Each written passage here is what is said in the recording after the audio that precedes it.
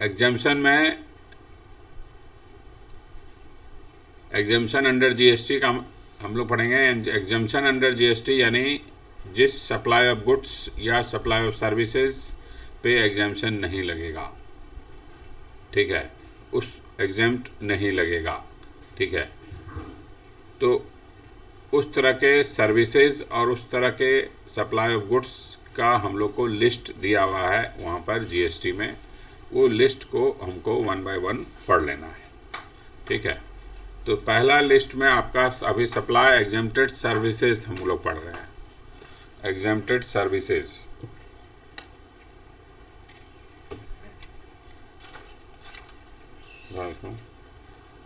उठा दो परी को,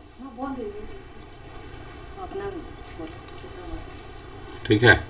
एग्जेम्प्टेड सर्विसेज, तो services by an entity registered under section 12AA of the income tax act 1961। अब थोड़ा सा समझते हैं, ये इनकम टैक्स एक्ट लिखता है यहाँ। ऐसा एंटिटी जो कि सेक्शन 12AA में रजिस्टर्ड है, तो सेक्शन 12AA में क्या रजिस्टर्ड होता है? तो कोई भी चैरिटेबल एक्टिविटीज,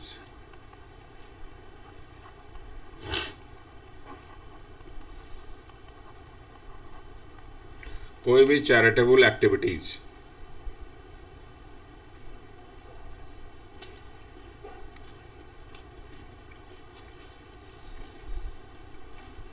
ठीक है। अब चैरिटेबल एक्टिविटीज का मतलब यहाँ नीचे है।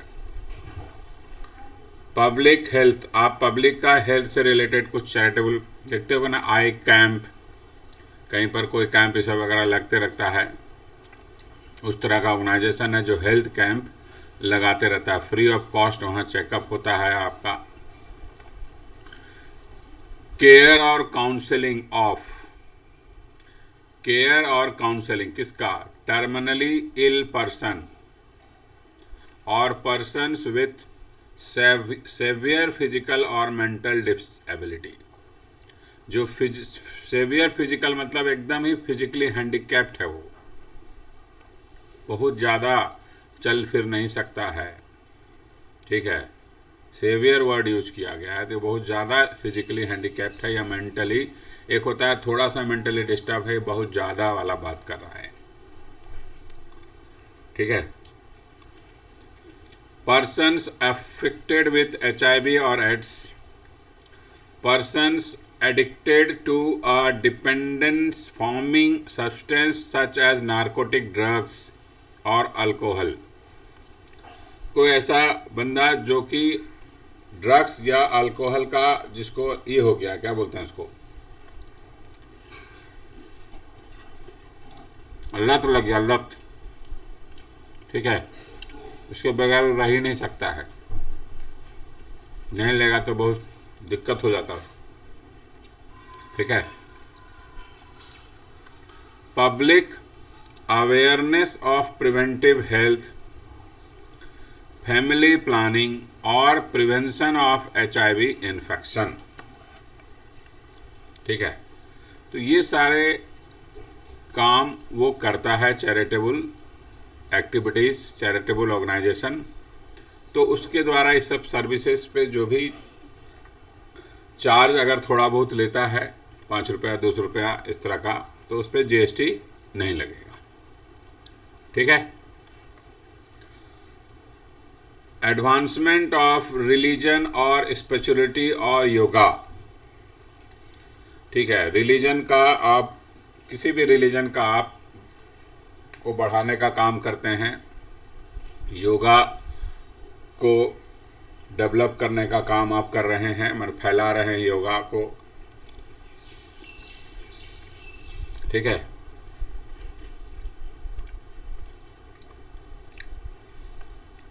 फिर एडवांसमेंट ऑफ एजुकेशनल प्रोग्राम और skill development relating to, educational programme में इन्वॉल्व हैं किसका भाई? अबेंडन्ड, ऑर्फन और होमलेस चिल्ड्रन। अबेंडन्ड मतलब जिसके पास, ऑर्फन मतलब हो गया, अबेंडन्ड मतलब ऐसा जो बच्चे हैं जो कि अबेंडेंड हैं, मैंने जिनका कोई, क्या बोले हम इसको, ऑर्फन का मतलब तो हो गया जिसका कोई मैंने पेरेंट्स वगैरह नहीं रह गया, अनाथ हो गया जिसको बोलते हैं हम लोग, और होमलेस जिसका अपना कोई घर नहीं है जैसे, ठीक है, उस तरह के बच्चे का आप देखभाल कर रहे हैं, उसको ट्रेनिंग दे रहे हैं, उसको पढ़ने लिखने का साधन दे रहे हैं, ठीक है, किसी तरह से उसका स्किल डेवलपमेंट करवा रहे हैं, ठीक है।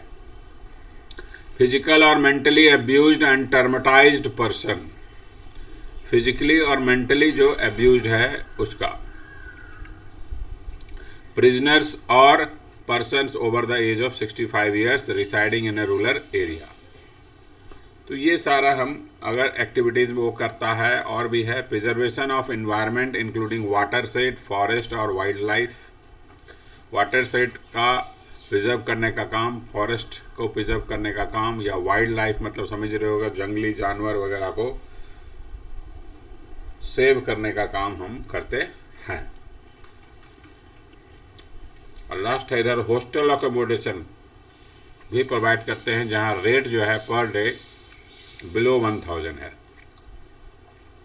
1000 से कम अगर भाड़ा लेते हैं आप पर डे तो जीएसटी नहीं लगेगा, ठीक है।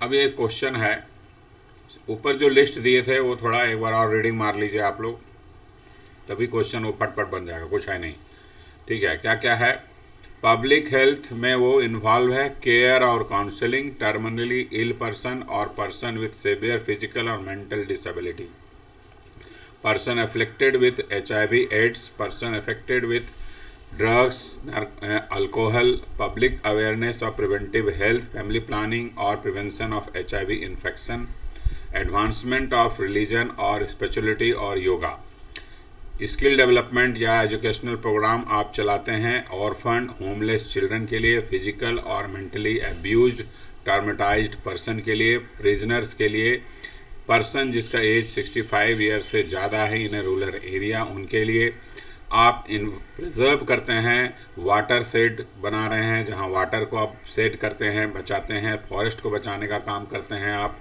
और या वाइल्ड लाइफ को बचाने का काम में इन्वॉल्व हैं, या आप होटल एकोमोडेशन प्रोवाइडेड करता है ट्रस्ट जिसमें टैरिफ जो है 1000 से कम होना चाहिए। ये कुछ लिस्ट है, अब उसी के हिसाब से ये क्वेश्चन है, एकदम सिंपल है, ठीक है। हमको यहाँ देखना है कि कौन कौन सा सर्विसेज इस पर्टिकुलर ट्रस्ट का एग्जेम्प्ट है। तो एग्जेम्प्ट जो है उस पर तो जीएसटी लगेगा नहीं, और जो वो एग्जेम्प्ट नहीं है उस पर जीएसटी लगेगा, सिंपल सा बात है। ये निकालना है आपको, कुछ बड़ा चीज़ तो है नहीं। ऊपर का लिस्ट याद रहेगा तो क्वेश्चन फटफट बनेगा।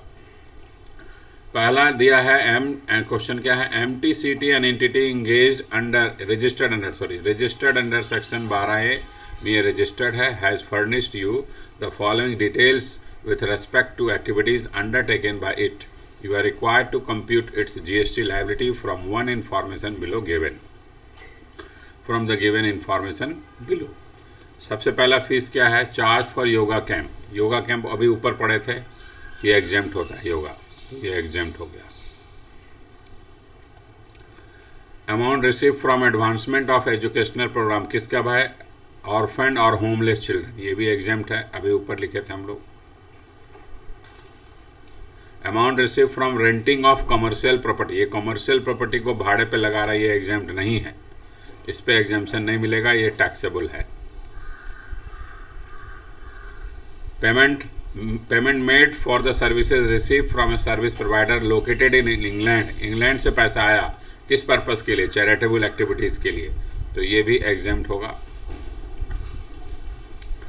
Amount receive for activities relating to किस पर्पज़ के लिए, फॉरेस्ट और वाइल्ड लाइफ को प्रिजर्व करने के पर्पज़ के लिए, ये भी एग्जेम्प्ट है,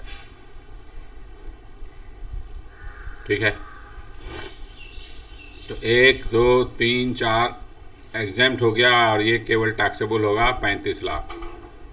तो वही यहाँ पर सब में नहीं लिखा है, लास्ट में खाली रेंटिंग कमर्शियल प्रॉपर्टी 35 लाख लिखा, टोटल वैल्यू ऑफ सप्लाई निकल गया 35 लाख, और जीएसटी कितना लगाने बोल रहा है आपको, 18%। ठीक है। तो 35 लाख का 18% निकाल लिए, 6,30,000।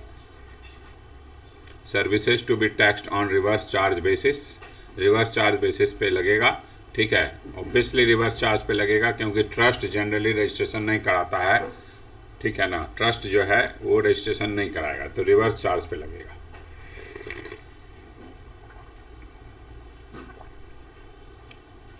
क्योंकि जनरली उसका सारा एक्टिविटीज़ एग्जेम्प्ट है, ठीक है, इसीलिए वो रिवर्स चार्ज में जाएगा। समझ में आया बात? हाँ जी। आज शाम तक इसको ख़त्म करना है हम लोग को, एग्जाम्शन। आज शाम में 5 बजे से चलेगा क्लास इसी का, 5 साढ़े 5 बजे से लगातार चलते रहेगा जब तक ख़त्म नहीं होगा। आज इसको ख़त्म करना ही करना है। एग्जाम्शन, कल वैल्यूएशन पढ़ लेंगे, ठीक है। और मंडे से इंस्टीट्यूट वाला बुक का सारा क्वेश्चन कर लेंगे, 2 दिन लगेगा उसमें भी, 2-3 दिन, बहुत क्वेश्चन है इसमें।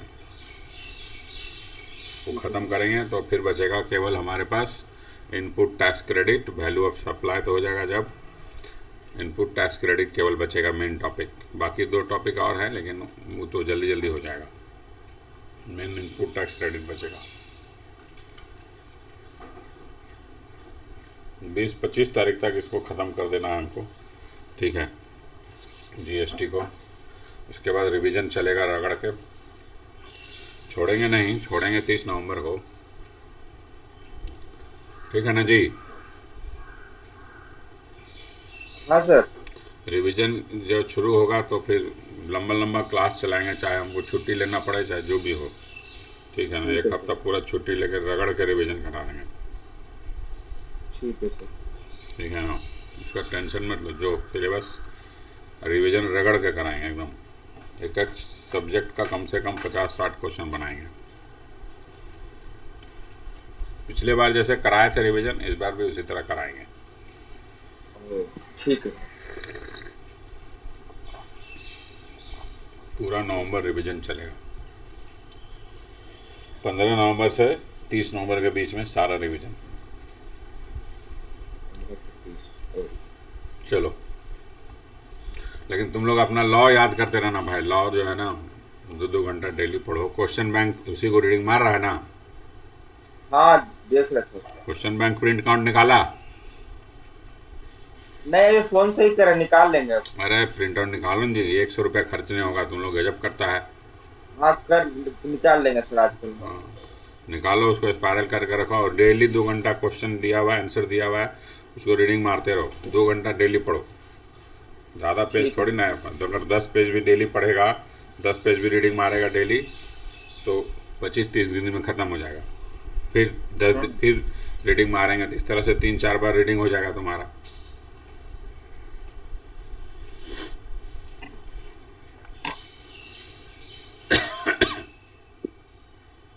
चलो, example 2। Services of a NGO registered under Section 12AA of the Income Tax Act 1961 working for the rehabilitation of disabled। Same question है, डिसेबल्ड पर्सन का रिहेबिलिटेशन के लिए काम कर रहा है, ठीक है ना। ये डिसेबल्ड के पर्सन के रिहेबिलिटेशन के लिए काम कर रहा है, ये एग्जेम्प्ट है। इसको काट कर नहीं, टैक्सेबल नहीं, इसको हटा दो, एग्जेम्प्ट सप्लाई होगा।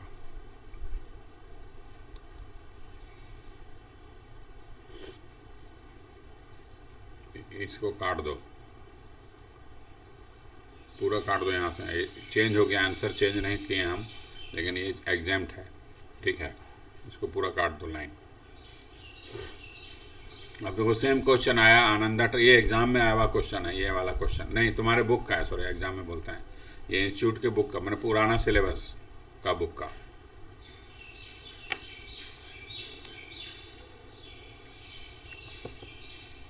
Ananda Trust and entity registered under Section 12AA of the Income Tax Act 1961 has furnished you the following details with respect to the activities undertaken by it.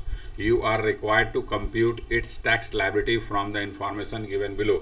Particulars, ठीक है। Amount received for the yoga camps, organised for elderly people 4,83,000।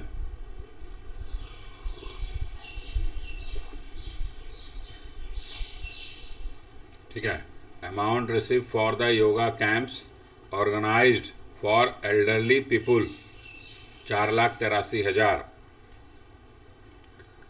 क्या करें, exempt है, अभी पढ़े थे हम लोग, सिंपल सेम क्वेश्चन है, खाली अमाउंट अलग है, पूरा सेम है क्वेश्चन।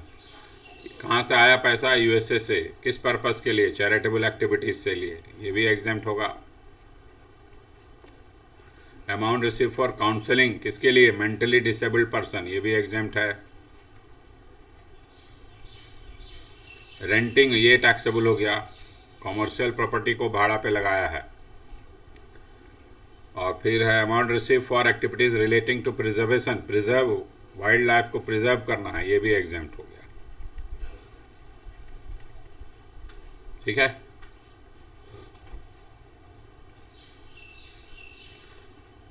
अब जीएसटी लगेगा केवल, टैक्सेबल कहाँ गया? ये 1-1.5 लाख रुपए पे आपको जीएसटी लगाना है बस। 1.5 लाख का 9% CGST, 1.5 लाख का 9% SGST। ठीक है।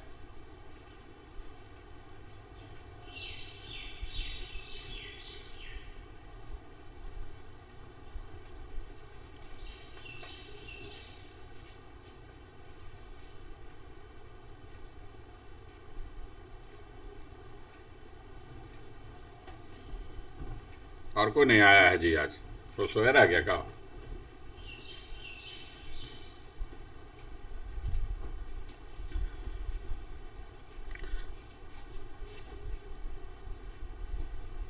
फिर सेकेंड एंट्री क्या है देखो, services by of transfer of going concern, services by way of transfer of going concern, transfer of going concern. Transfer मतलब समझ रहे हो ना, सेल। गोइंग कंसर्न मतलब बिजनेस जो चल रहा है उसको ट्रांसफर कर रहे हैं। कोई बिजनेस चल रहा है, मान लो एक्स लिमिटेड एक बिजनेस है, ये अभी गोइंग कंसर्न है। गोइंग कंसर्न मतलब अभी बिजनेस चल रहा है, ठीक है। और इस बिजनेस को हम ट्रांसफर कर दे रहे हैं, किसको? वाई लिमिटेड को। ठीक है, गोइंग कंसर्न है, इसको ट्रांसफर कर दिए, तो ये भी ट्रांसफर है, तो सप्लाई तो हुआ, लेकिन इस पे जीएसटी नहीं लगेगा, एग्जम्पशन है यहाँ। गोइंग कंसर्न है, समझिएगा बात। दूसरा एग्जाम्पल क्या? ये पहला एग्जाम्पल। दूसरा एग्जाम्पल क्या कि मान लो ए लिमिटेड है कोई, इसको हमने बाइंड कर दिया, वाइंड अप कर दिया या लिक्विडेट कर दिया, अलग अलग वर्ड लिखा रहता है, दोनों का लगभग मीनिंग सेम ही है। कंपनी वाइंड अप हो गया, वाइंड अप होने के बाद इसको हम ट्रांसफर कर रहे हैं बी लिमिटेड को। गोइंग कंसर्न है? नहीं है, साफ साफ लिखा है गोइंग कंसर्न अगर को ट्रांसफर कीजिएगा तो एग्जेम्प्ट है। यहाँ ये टैक्सेबल होगा, यानी जीएसटी लगेगा, ठीक है ना, यहाँ जीएसटी लगना है। क्लियर?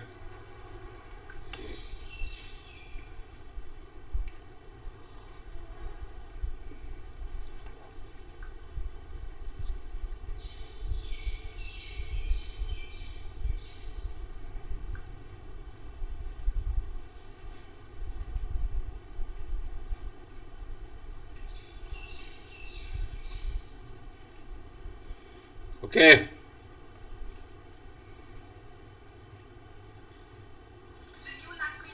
अजी कहाँ गया? हाँ सर।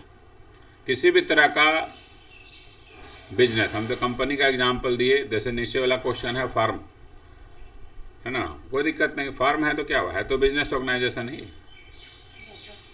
तो फर्म जो है कन्वर्ट हो रहा है इनटू एलएलपी, जीएसटी नहीं लगेगा,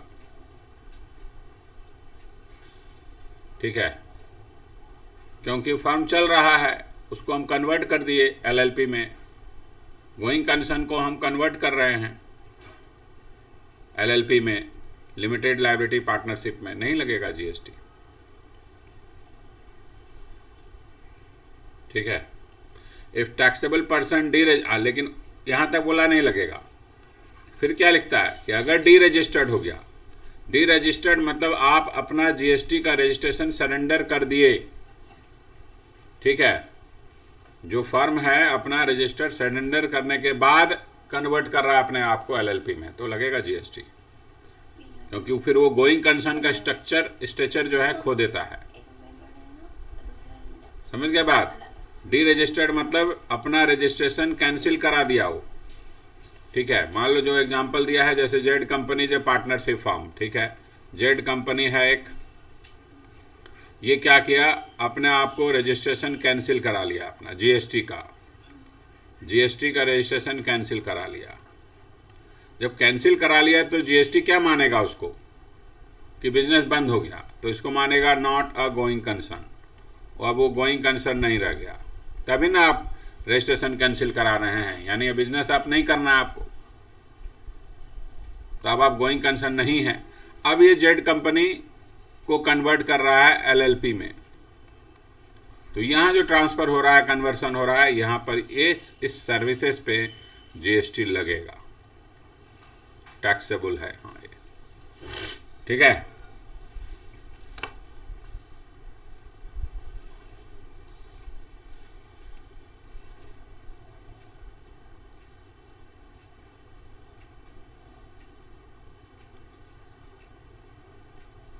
उसके बाद कोई भी पंचायत सचिव, पंचायत मुखिया, क्या बोलते हैं, वार्ड कमिश्नर, MP, MLA के द्वारा जो भी सर्विस दिया जाता है वो सारा का सारा एग्जेम्प्ट होता है। ठीक है, पंचायत मुखिया और क्या होता है, वार्ड कमिश्नर, पंचायत सचिव, ठीक है, क्या बोलते हैं उसको, विधानसभा जो MLA जीत के आता है, ठीक है, विधायक, हिंदी में बोलेंगे उसको विधायक, फिर जो हमारा MP का इलेक्शन जीतता है, यानी उसको बोलते हैं क्या, हिंदी में, इंग्लिश में क्या बोलते हैं उसको जी, MP को हिंदी में क्या बोलेंगे, मेंबर ऑफ पार्लियामेंट को हिंदी में, अरे सांसद, जो सांसद है, जो विधायक है, जो पंचायत है, जो हमारा मुखिया है, जो वार्ड कमिश्नर है, ये सारे के द्वारा जो भी सर्विस दिया जाता है वो सारा का सारा एग्जेम्प्ट है। ऐसे ही आप याद कर लो, सिंपल, ठीक है ना। मुखिया लिख लीजिएगा, मुखिया, पंचायत, वार्ड कमिश्नर,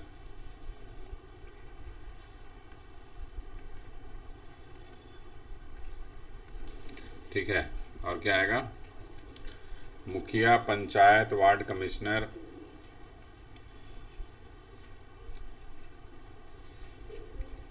मुखिया, पंचायत, वार्ड,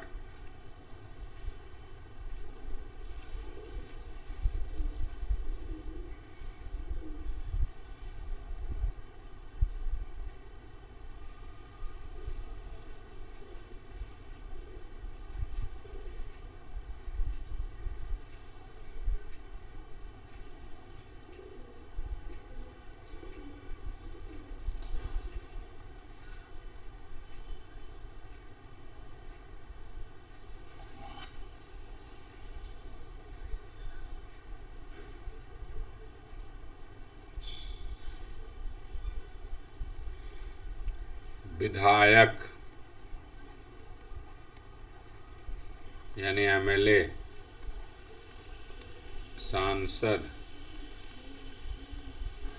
यानी MP,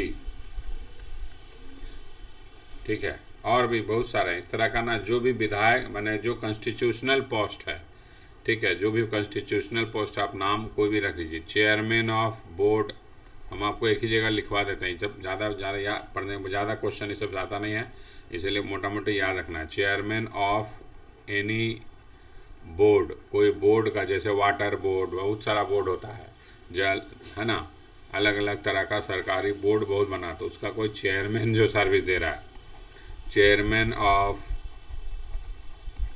इलेक्शन कमीशन,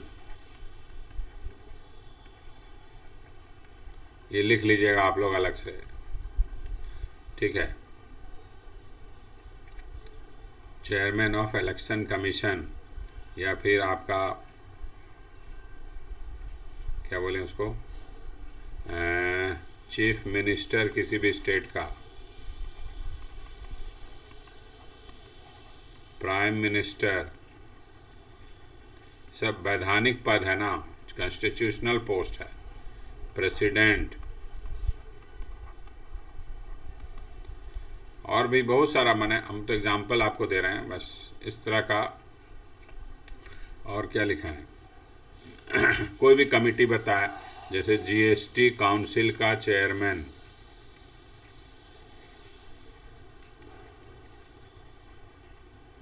ठीक है। कोई और भी, मान लो कोई भी minister, any type of minister, बहुत सारे मिनिस्टर हैं, वो भी तो सर्विस दे रहे हैं, ठीक है। और क्या आएगा, तो ये आपका सारा ये वैधानिक पद है, ठीक है। कॉन्स्टिट्यूशन के बेसिस पे क्रिएट किया गया है, तो इन सारे के द्वारा जो भी सर्विस दिया गया है वो सारा एग्जेम्प्ट है, ठीक है ना।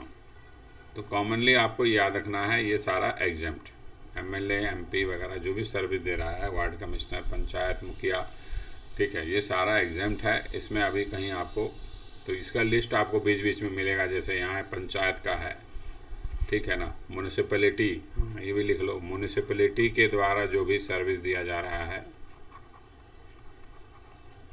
लोकल अथॉरिटी,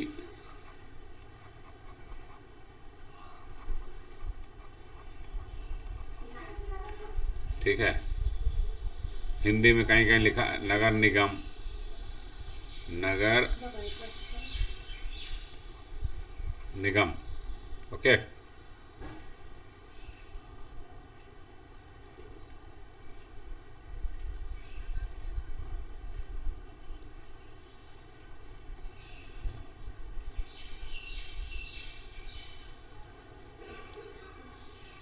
तो ये सारे पे जीएसटी नहीं लगेगा। जैसे यहाँ पर ये दिया है पंचायत का, कोई भी इस तरह का, इस बहुत सारा, जैसे यहाँ भी दिया है उसी चीज़ का है, लोकल अथॉरिटी, गवर्नमेंट वगैरह सर्विस दे रहा है, जीएसटी नहीं लगेगा भैया।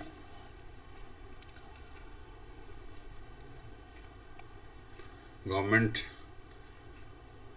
नहीं, गवर्नमेंट का नहीं दिया है, ये दूसरा चीज़ है। इस तरह का और भी आपको मिलेगा अलग अलग कहीं कहीं, ठीक है ना। अलग अलग जगह, एक जगह लिस्टिंग नहीं किया, एंट्री नंबर सबका एक जगह नहीं है, सीक्वेंस में नहीं है, लेकिन मिलेगा आपको इस तरह का बहुत सारा है पॉइंट, ठीक है। तो ये सारे पे कॉमनली आपको याद रखना है, इसको पढ़ने का ज़रूरत भी नहीं है, इससे क्वेश्चन नहीं आएगा, ठीक है ना। हाँ, याद रखना है, उसको रिवाइज करने का भी उतना ज़रूरत नहीं है। एंट्री जो जो इम्पॉर्टेंट है उसको पढ़ना है। ये जैसे यहाँ तक था, इसको पढ़ने का ज़रूरत नहीं है, रिवाइज करने का ज़रूरत नहीं है, सिंपल है, इसमें कहाँ रिवाइज करना है, ठीक है, कुछ है ही नहीं। हाँ, इसको देखना होगा, ये वाला, अगर कोई आदमी सर्विस दे रहा है किसी गवर्नमेंट अथॉरिटी को, किसी लोकल अथॉरिटी को, पंचायत को, म्यूनिसिपल को, तो जनरली एग्जेम्प्ट है। लेकिन अगर वहाँ पर गुड्स के अलावा सर्विस भी दिया गया,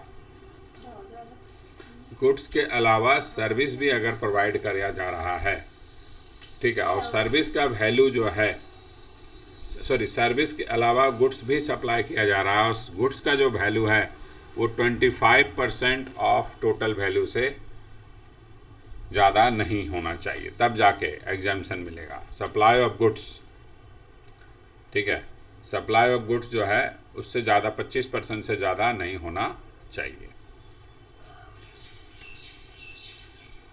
टोटल वैल्यू में से, ठीक है। नेक्स्ट एंट्री नंबर 4, ये क्या बोलता है भाई, यूनियन टेरिटरी वगैरह में जो सर्विस दे रहे हैं सेंट्रल गवर्नमेंट के द्वारा, ये सारा एग्जेम्प्ट है, ठीक है। फिर ये लिखता है पंचायत का, यहाँ बात किया, ऊपर में म्यूनिसिपल अथॉरिटी था उसके, है ना, पंचायत के द्वारा जो सर्विस दिया जा रहा है ये सारा एग्जाम्प्ट है, वो एक ही जगह मैंने आपको लिखवा दिया। ठीक है, अब ये एंट्री नंबर 6 आपको थोड़ा याद रखना पड़ेगा। ये सिंपल है, इसमें भी सिंपल ही है। इसको इस तरह से आप समझिएगा कि services by of central government, state government, inter territory service excluding the following. Generally जो सेंट्रल गवर्नमेंट सर्विस दे रहा है वो सारा एग्जाम्प्ट है, लेकिन इनको छोड़ करके बोलता है, इनको छोड़ करके ये सारे एग्जाम्प्ट नहीं है। ठीक है, क्या है भाई? Services of department of post. Post department है post office. Department of post का मतलब यहाँ पोस्ट ऑफिस है। पोस्ट ऑफिस समझ रहे होंगे, डाकघर। ठीक है, तो पोस्ट ऑफिस के द्वारा जो सर्विस दिया गया था, देखिए नाम लिस्टिंग कर दिया किस तरह का सर्विस है, ध्यान से देखिएगा। Speed post, express parcel post, life insurance का सर्विस है, एजेंसी सर्विसेज वगैरह अगर पोस्ट ऑफिस से आप अवेल कर रहे हैं, ठीक है, तो जीएसटी लगेगा। तो इसको उल्टा कर देते हैं थोड़ा समझने के लिए। और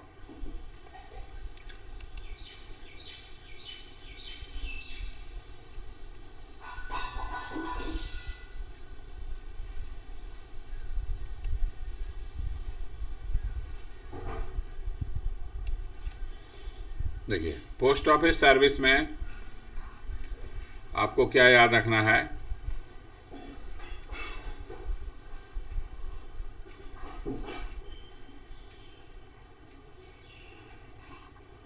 पोस्ट ऑफिस में क्या याद रखना है? पोस्ट ऑफिस में 2 तरह का सर्विस होता है।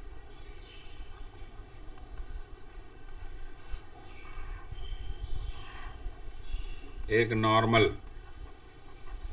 और दूसरा होता है प्रीमियम। तो जो प्रीमियम सर्विस है ना, इस पे ये टैक्सेबल है, और ये प्रीमियम सर्विस ही लिखा हुआ है यहाँ जितना भी है, ये सारा प्रीमियम है। और ये नॉर्मल है ना, ये एग्जेम्प्ट है। अब नॉर्मल में क्या आएगा? आप अंतरदासीय पत्र खरीदते हैं। पोस्ट कार्ड पहले चलता था, आजकल उतना चलता नहीं है, क्योंकि अब तो सारा इलेक्ट्रॉनिक में जा रहा है। ठीक है, इनलैंड अंतरदासीय पत्र आता था ब्लू कलर का, अभी भी आता है।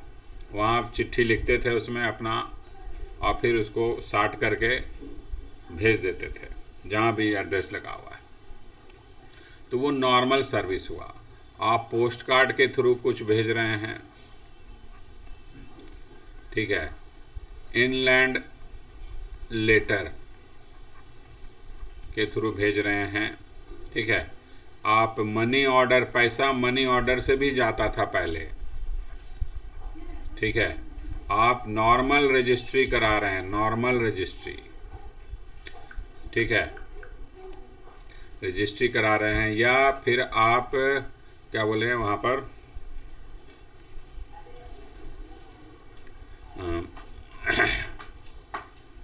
क्या आएगा इसमें, post card, inland letter, money order, registry, ये सारा नॉर्मल सर्विसेज के डिफिनेशन में आता है।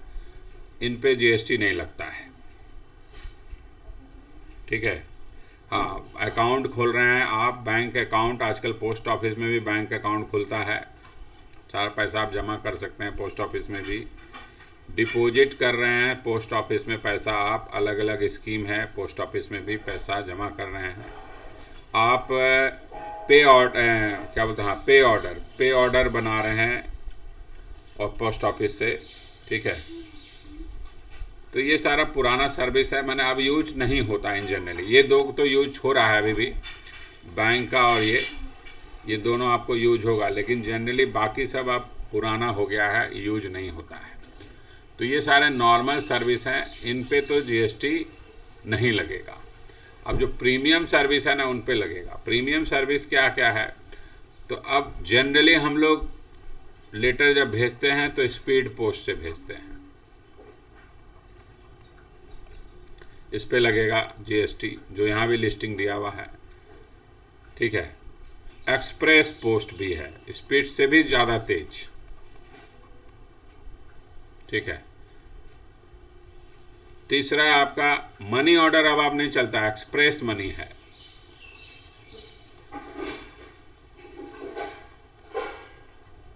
एक्सप्रेस मनी, इस पे जीएसटी लगेगा। ठीक है। किसी भी तरह का आजकल पोस्ट ऑफिस में बहुत सारा काम होता है, आपको आधार कार्ड में अपडेट कराना है तो आप वहाँ चल गए, उस पर जीएसटी लगेगा। आधार अपडेट, आधार से रिलेटेड कोई, क्योंकि प्रीमियम सर्विस है। पैन कार्ड आपको बनवाना है, आप चल गए जीएसटी पोस्ट ऑफिस में। पासपोर्ट बनाना है, आप चल गए पोस्ट ऑफिस। ये सब सर्विस, इंश्योरेंस का भी प्रीमियम आप पोस्ट ऑफिस से पे कर सकते हैं, इस पे भी जीएसटी लगेगा। ठीक है, समझ में आया बात? तो पोस्ट ऑफिस का सर्विस दो तरह से है, नॉर्मल और प्रीमियम। प्रीमियम पे जीएसटी लगेगा और जो नॉर्मल सर्विस है उस पे जीएसटी नहीं लगेगा।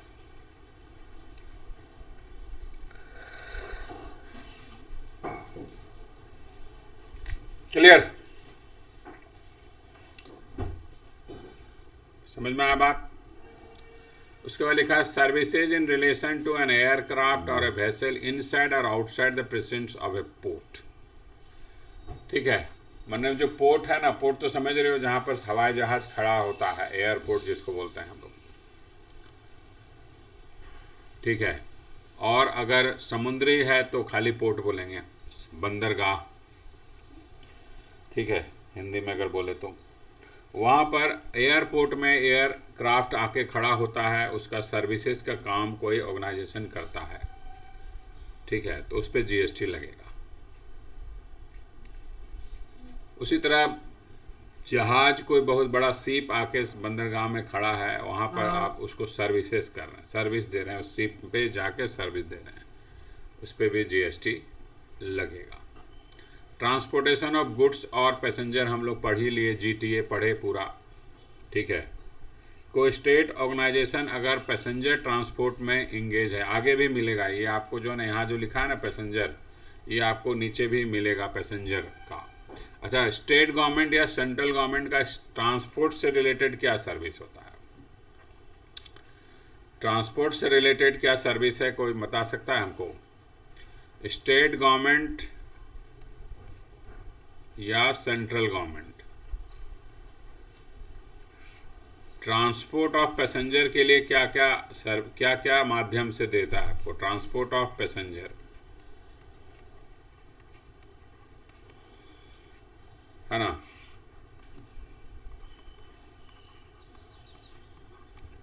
रोड से और एयर से।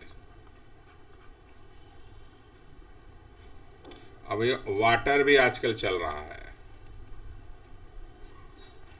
ठीक है, वाटर से आप माने वाटर के रास्ते से, ठीक है, नदी होती, एक नदी से दूसरा नदी, दूसरे से तीसरा नदी, दूसरा शहर पहुंच जाइएगा। ठीक है, एकदम हम सिंपल करके आपको बता देते हैं, ट्रांसपोर्ट ऑफ पैसेंजर। ठीक है, बाय रोड, वाटर, अच्छा रेल भी इसमें जोड़ना पड़ेगा, रेल। अब सारा कवर हो गया। कोई भी बस चल रहा है, ठीक है, बस को दो पार्ट में हम डिवाइड कर दिए। रोड से जाएगा तो बस ही से न ट्रांसपोर्ट होगा। अगर कोई एसी बस है, डिलक्स बस है, तो डिलक्स है तो भाई एसी होगा ही। डिलक्स बस और एसी बस पे जीएसटी लगेगा, ये जीएसटी लगना है। और नॉर्मल अगर है, नॉन एसी जिसको बोल सकते हैं, तो इस पे एग्जेम्पशन है।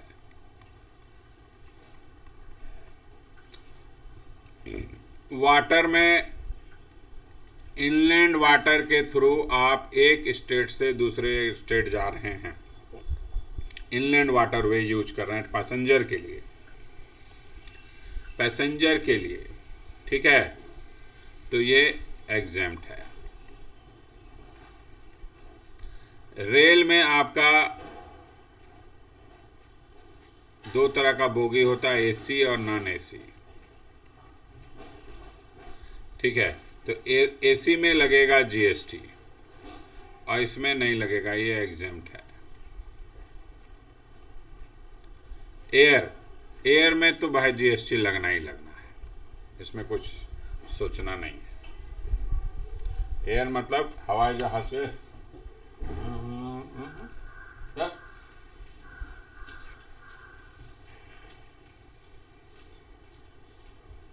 ओके, समझ में आया बात। लेकिन ये सारे में एक नोट आपको याद रखना पड़ेगा, क्या कि अगर टूरिस्ट पर्पस के लिए नोट क्या है,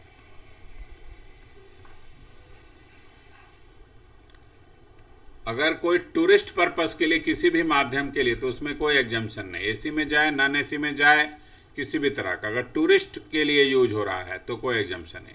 टूरिस्ट सर्विस अगर हो रहा है, टूरिस्ट को हम सर्विस दे रहे हैं, यूज किया जा रहा है, बस को टूरिस्ट के माने उसमें घूमने के लिए यूज किया गया, वो पैसेंजर नहीं है, टूरिस्ट पर्पस के लिए यूज किया गया है उसको, समझ गए बात। तो ये नो एग्जम्पशन, किसी भी, चाहे एसी बस हो चाहे नॉन एसी बस हो, ठीक है, किसी भी तरह से आप जाइए, टूरिस्ट में कोई डिफरेंस नहीं है। हम पैसेंजर का बात किए, जो डेली अप डाउन हो रहा है, 10-20 रुपये भाड़ा है एक जगह से दूसरे जगह जाने का, उसका बात है ये, ठीक है। तो अगर एसी है तो एग्जैम्प्ट नहीं है, एसी नहीं है, नॉर्मल बस है तो एग्जैम्प्ट है। वाटर में, इनलैंड वाटर में आप बनारस से कलकत्ता चले गए by water, inland water way से, ठीक है, तो एग्जैम्प्ट है। रेल में भी, एसी में जीएसटी लगता है, नॉन एसी में नहीं लगता है। एयर में भी सेम केस है, जीएसटी लगेगा।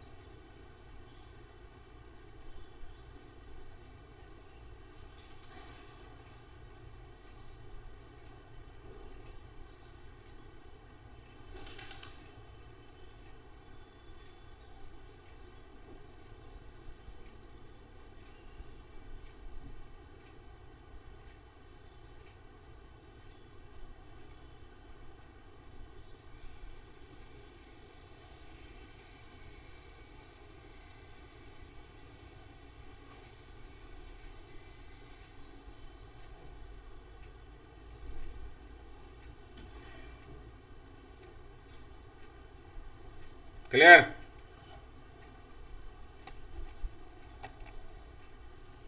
हाँ सर। समझ में आया बात? तो ये हो गया हमारा क्लियर। ये ट्रांसपोर्ट्स ऑफ पैसेंजर से रिलेटेड हम आपको बता दिए सब चीज़।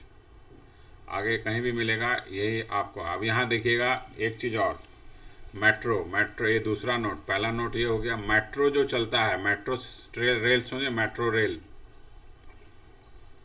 मेट्रो रेल सब जगह चलता है ना जी, दिल्ली में है, बॉम्बे में है, ये एग्जम्प्ट है। ये पूरा एसी होता है लेकिन फिर भी एग्जम्प्ट है। मेट्रो रेल से आप ट्रांसपोर्ट ऑफ पैसेंजर के लिए यूज हो रहा है, लोकल ट्रांसपोर्ट के लिए।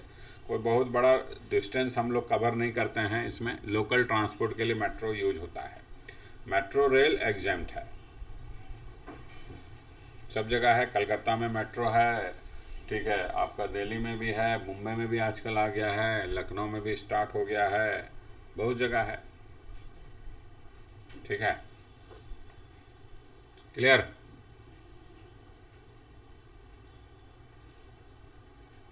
चलो, तो आज इतना ही करते हैं हम लोग, फिर शाम में पढ़ेंगे इसी को, एग्जाम्शन को 3-4 घंटा लगातार। आज इसको 90% कम से कम ख़त्म करना है हमको, तो कल वैल्यूएशन स्टार्ट कर देंगे। ठीक है, चलो आज इतना ही, और अभी इतना ही, शाम में फिर करेंगे।